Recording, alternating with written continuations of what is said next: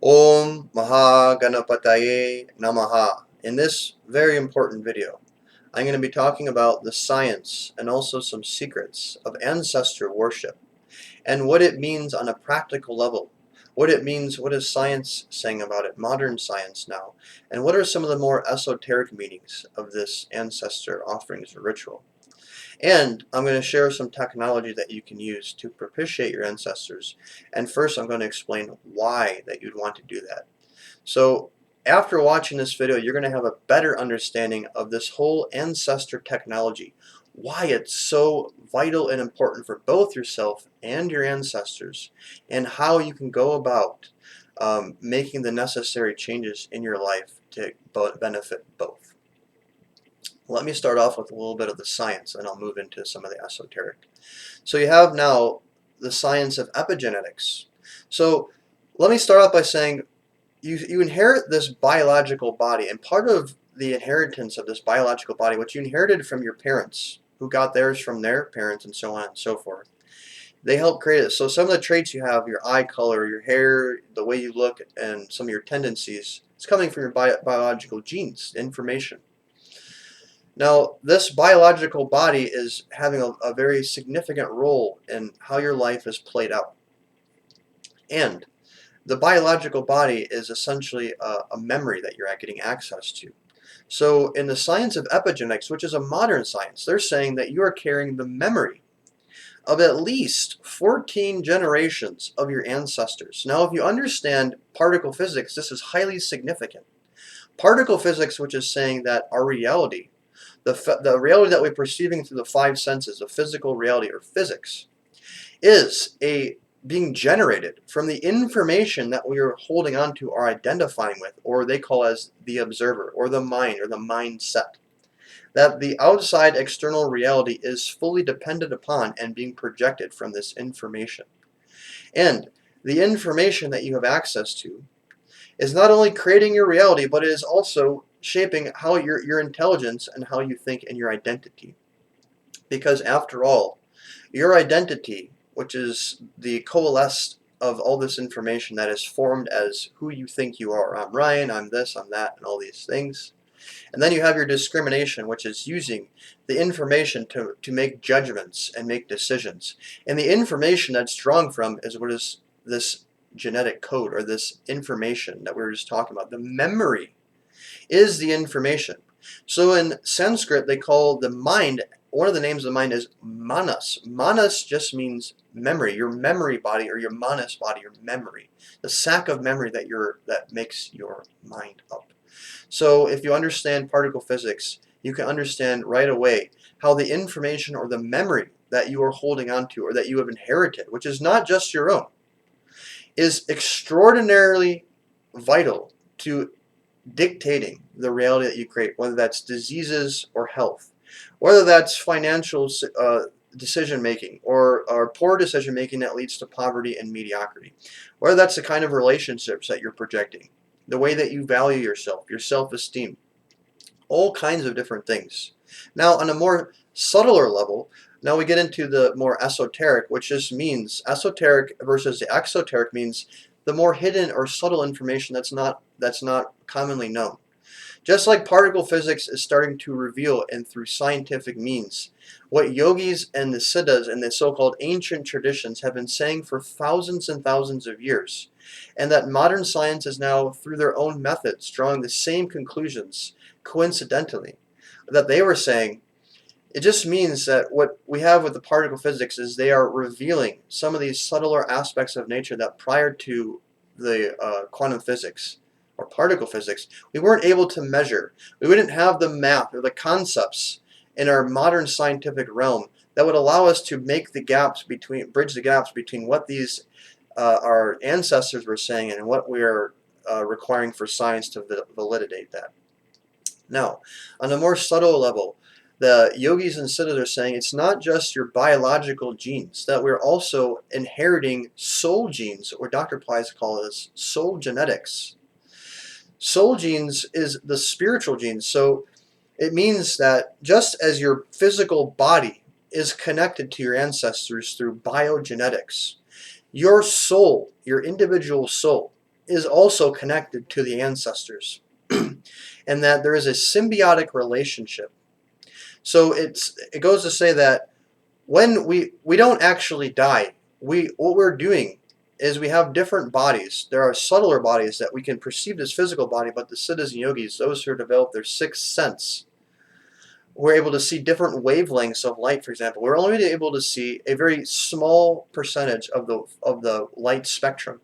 What is the other spectrum hiding? What kind of information? You have X-ray that can see through the body, and so on and so forth. So those who are able to perceive this, who are developed themselves, the human mechanism to be able to perceive, are saying we have different bodies, and that when we die, what's actually happening is we are shedding the physical body, and we are immediately conscious on the other side. It's not that we actually die. We are just changing a dimension, if you will, a dimension of reality. And even though we have passed on and we no longer are perceptible because we have lost the physical body to other beings, this is where they have ghosts and spirits. Your ancestors can get trapped in a certain realm because of their mindset. And there's a symbiotic relationship. So the state that they're in on the other side will have a direct link to the state that you're in here. And the siddhas go on to say, as far as your ancestors wield an even more powerful influence over your life than even the gods and the goddesses, or the angels, or the archetypes, or whatever the name, the divine principles, the aspects, higher aspects or super aspects of your unconscious. Your ancestors, because of this intimate link that you share with them, which is like a bond, they have a more powerful influence over you to dictate your life than even the gods and goddesses. That your problems, all these problems that you're having in your life, is not just your own problems, not just your own karma. Just like epigenetics, which is saying you're inheriting at least 14 generations of memory from your ancestors. You are inheriting all of their karma because, as Dr. Ply defines karma, it's not some intangible concept. It is your mindset, or it is the information that you are born with, that you are accessing, is your karma. So you are inheriting, by being born in a certain lineage, not only the biological karma, you're also inheriting the spiritual karma, which is the subtler karma of your ancestors. So when your ancestors cross over, and if they are stuck here, they are around you, they're around their lineage members. Particularly on new moon days this happens, but also happens in general. And you are picking up on their radiation, so they're also thinking, just like when you go in a crowded place. And sometimes people have anxiety. What's happening is you are picking up, you're being bombarded with thought energy from everybody, which is and putting an imprint on the space which you are accessing. And because of this, your nervous system can get thrown out of whack, and it can be perceived as an anxiety. Just like when you go to a calm and quiet place, your own space, there's a natural feeling of safety or calmness because you're free from the radiations from other beings, other individual minds. Your ancestors are still hanging around. Now, when you're able to help, which I'm going to share with in this video in a few moments, the technology of ancestor worship or ancestor propitiation or ancestor offerings, the goal here is helping your ancestors move to higher and higher planes of existence, or moving or crossing into the light. Because the higher your ancestors go, you will get that, you will receive that energy as well. So if they go into if they're in a terrible, poor state and they're suffering on the other side, you're going to be picking up on that, and it's going to be reflected into your life. And vice versa, if they're going into divine states, you're also going to be having that transmission come through that connection. And when your ancestors become exalted, the pitris, as they call it in Sanskrit, the exalted pitris, you can pray to them, and they can also give benediction unto you. They can pray for you on your behalf. I will tell and share a little bit of my experiences with that in also a few moments. But just understand that you are having the memory of your ancestors, and the goal of ancestor, the science, if you will, of ancestor propitiation, is helping your ancestors cross over into light and move to higher and higher planes of existence, so that in turn they can help you evolve. Now, your ancestors are dependent because you are physically here on the earth plane. They are dependent upon you for their evolution on the other side. To give you a little story, an example of this, there's the story of the great Siddha, Agastya. Agastya is the greatest of all the siddhas. He is the chief, the leader of all the siddhas. Siddhas are the perfected beings. Now, there's different ways that the story's been told. I'm going to tell the way that I remember, so you can feel free to go and look up this on your own. If you remember a different way, that's fine. But what's important is the gist or the moral of the story, which I will share at the end. Agastya was out and about, and he has, of course, being a siddha, has a sixth sense fully activated. He can see the other side and other beings. He came across this tree, and in this tree were these beings. They were hanging by their legs, they were emaciated, they were torturing themselves for some reason. So Agastya asked them, "What are you doing? Why are you torturing yourself?" And they said, "Oh, we're your ancestors, and we're trying to get your attention because you're not wanting to have an offspring or progeny. And if you don't have any progeny or offspring, we're not going to have anybody around on the earth plane to continue making the offerings, and we're going to be stuck, and as a result, we're going to suffer. And so we're trying to appeal to you to get you to get married and have offspring." This is why in the Indian tradition, one of the reasons why getting married and having children is a very, very big deal as a spiritual reason, is to help keep the ancestor lineage, the offerings going. So it gives you an idea that the ancestors are dependent upon those of their lineage who are still here to give them offerings, which they use and convert into something that can sustain them and help them cross over. It's a technology, just like you have a refrigerator that uses electricity, which is generated from a plant somewhere. That can be coal, or it can be a generator, or whatever is that is able to generate an electricity, which is conducted through metal, which is conducive to moving electricity along, which then comes into a circuit board, which then flips on a certain thing, which then releases cold air into the fridge. And you can turn a dial, and that changes how much cold air is generated. And all this is just a technology that uses actually the elements of nature. Electricity, after all, is a form of fire. So these different offerings or these rituals are using the elements of nature in an organic form, which each have subtle properties, which if you understand particle physics and something like string theory, which is saying that all physical matter, whether that is a keyboard, whether that's a piece of grass, whether that is rice, or whether that is flowers, they're all forms of sound. They all have a unique sound, a unique energetic signature. Just like Einstein talks about, energy equals matter. The only difference is when matter slows down to become solid or perceivable through the five senses, it's what we call as matter.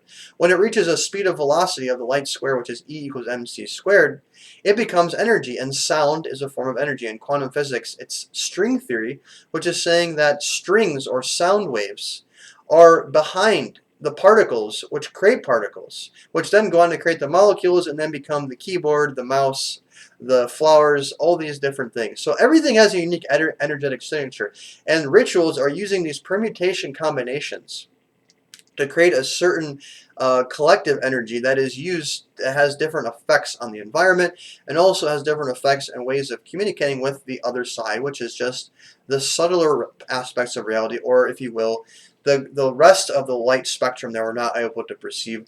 The rest of the sound spectrum, we're also not able to perceive all the sounds. And similar with all the five senses, we're only perceiving a very small percentage of the entire reality, which we are not being able to see.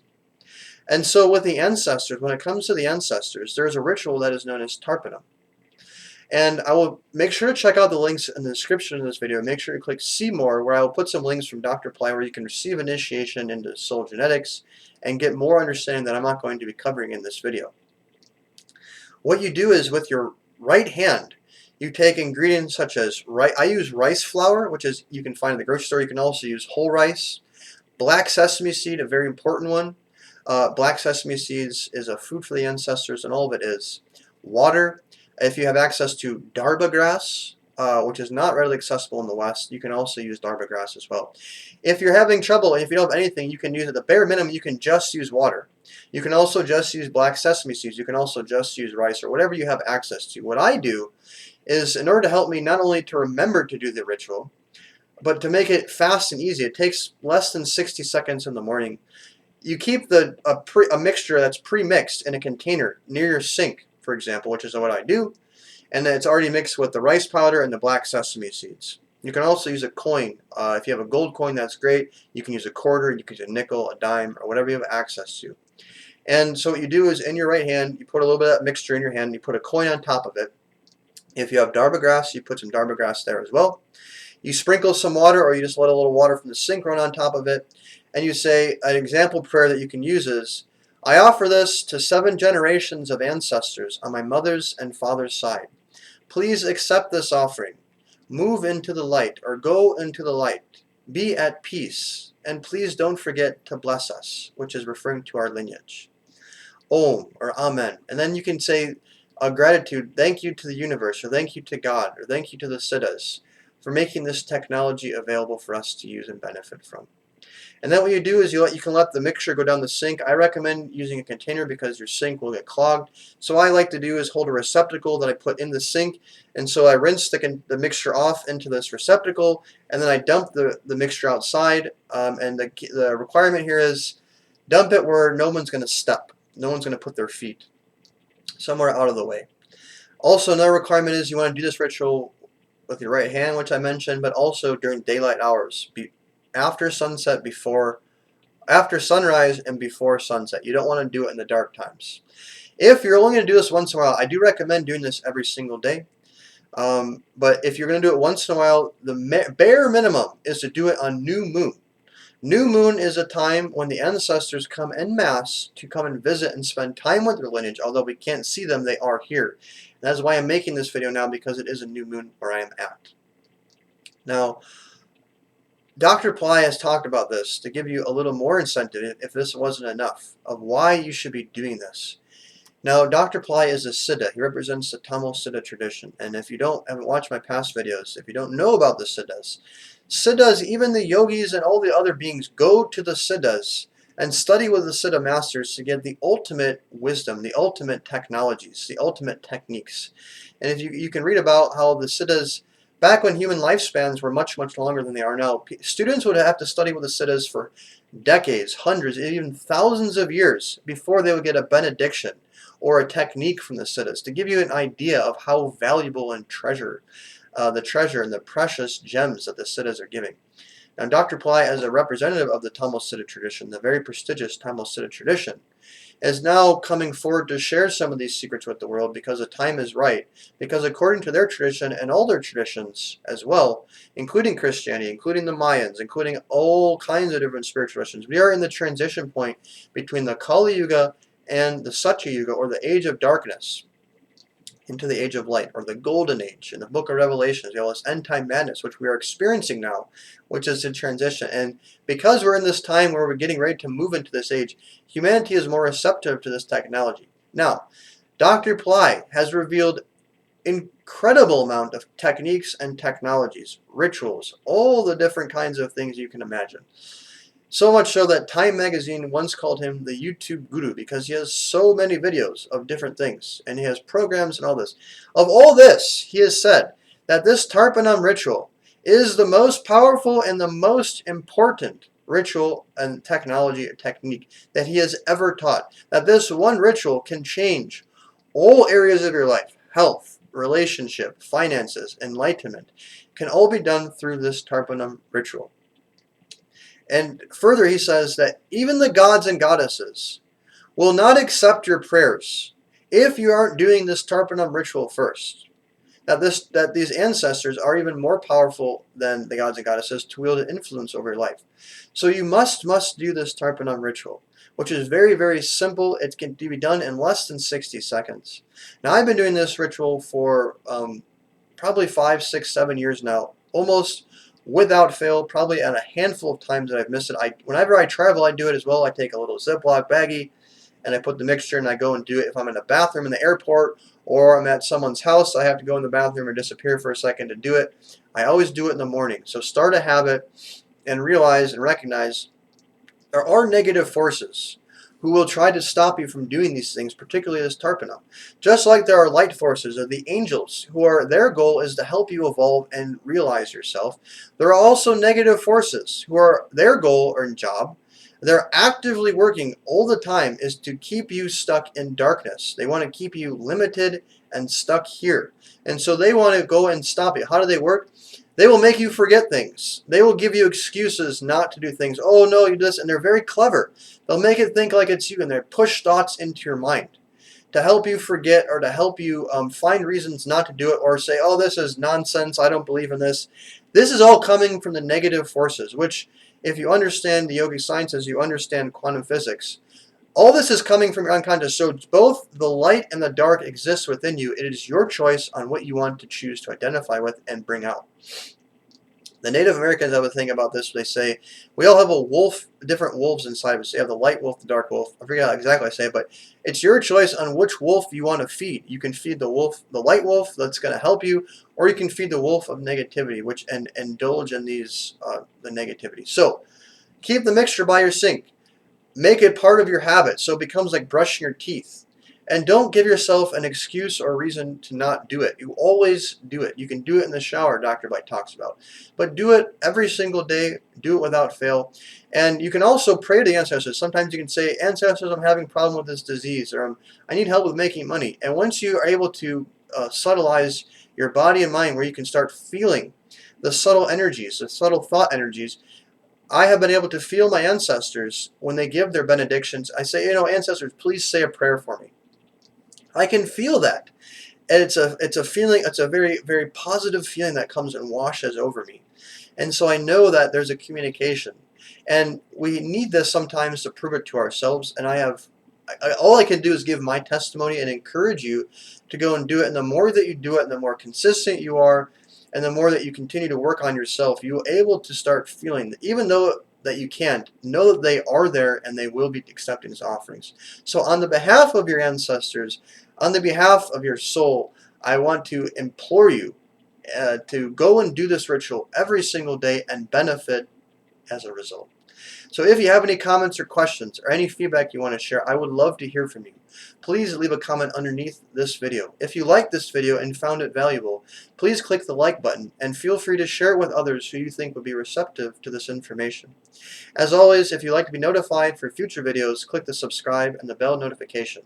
And as a reminder, make sure to check out the links in the description where I'm going to put some links to soul genetics and the Tarpanam ritual and all the other information, some references that I covered in this video. God bless.